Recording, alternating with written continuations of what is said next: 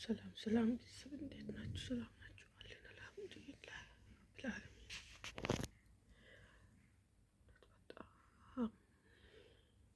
በጣም ስሜታዊ የሆነ በጣም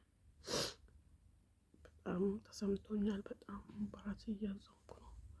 በጣም ውስጤ እየተሰማኝ ነው። አላቅም ሁሉም ነገር ተዘግቶብኛል። አላቅም ህይወት አስጠልቶኛል።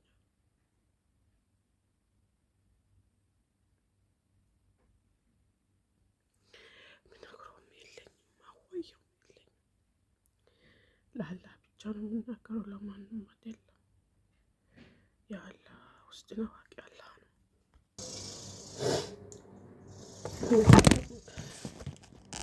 ከምንም በላይ በቃ አስጠልቶኛል። መኖሩም እያስጠላኝ ነው። አላቅም እውነት በጣም እያስጠላኝ ነው ሁሉም ነገር።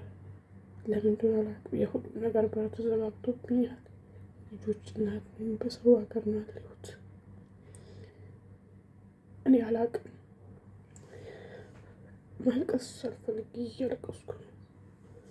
አላቅም ለሰው መልቅሼ መናገርም አልፈልግም።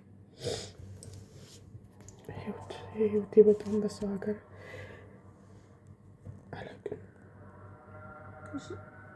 ወጥቼ ነገር አልተሳካልኝ። እኔ አላቅም እንደኔ እንደዚህ ሆናል። እንደኔ ተንከራተታል። እንደኔ ተቸግራል። በጣም ተቸገርኩ። ብቻ አላቅም የቤት ኪራይ እየቆጠረብኝ ነው ሁሉ ነገር።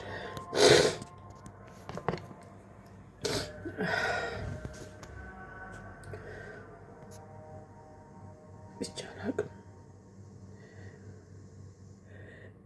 እውነት ስራ ራሱ አልሳካ ብሎኛል።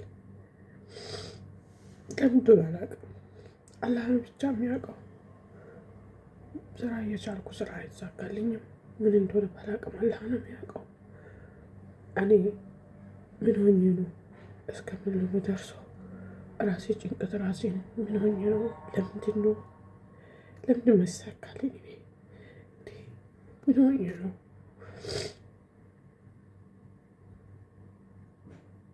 እና ስለዚህ ቤተሰቦች እስኪ ለማንኛውም እውነት እስኪ ዱዓ አድርጉልኝ። በቃ ዱዓችሁን እፈልጋለሁ።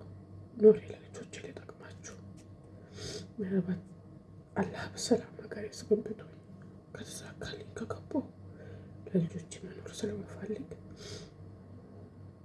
ባላችሁበት ሁሉ በዱዓችሁ አግዙኝ። በቃ ሌላ ምንም የለኝም። በቃ ለእናንተም ልነግር ነው የመጣሁት። ሰላም አለይኩም።